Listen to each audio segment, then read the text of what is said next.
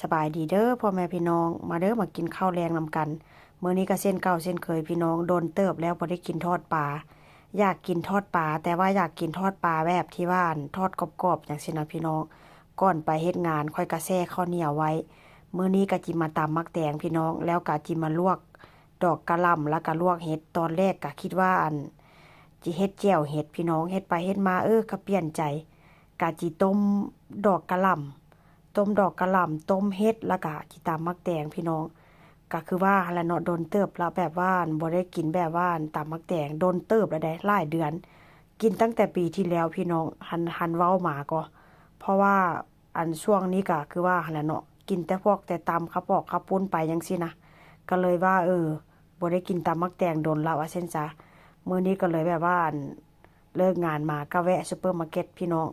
ซื้อมักแตงมาซื้อก็บ่ได้หลายหน่วยดอก ซื้อ3หน่วยเพราะว่าซื้อมาแล้วก็แช่ตู้เย็นไว้ดนๆไล่มันก็บ่แซ่บพี่น้องมันค่อนข้างจะเหี่ยวแล้วก็มันก็เหี่ยวลงหั่นน่ะพี่น้องมันค่อนข้างบ่แซ่บว่าเส้นซะได้มามื้อนี้ก็ค่อนข้างสดพี่น้องมักแตงก็ได้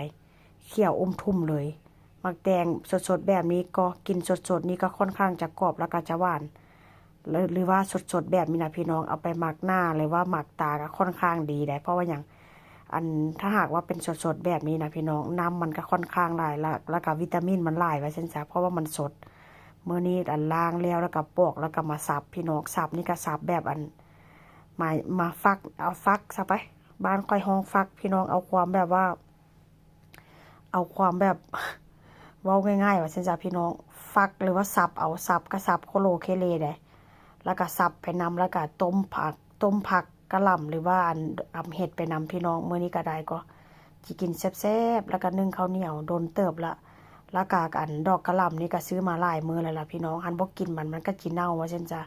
ผัวซื้อมาให้เด้สั่งผัวซื้อมาให้ผัวก็มีแต่จมสั่งค่อยซื้อมาให้แต่ว่าก็คือว่าหั่นล่ะ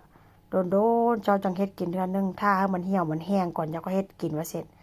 ก็บ่แม่นว่าบ่อยากเฮ็ดดอกพี่น้องมันบ่มีเวลาว่าซั่นจ้ะ หลังจากต้มผักต้มเห็ดแล้วเรียบร้อยพี่น้องก็จะมาทอดปลานี่ก็ค่อนข้างจะโตใหญ่เนาะแต่ว่าก็จะทอดครึ่งนึง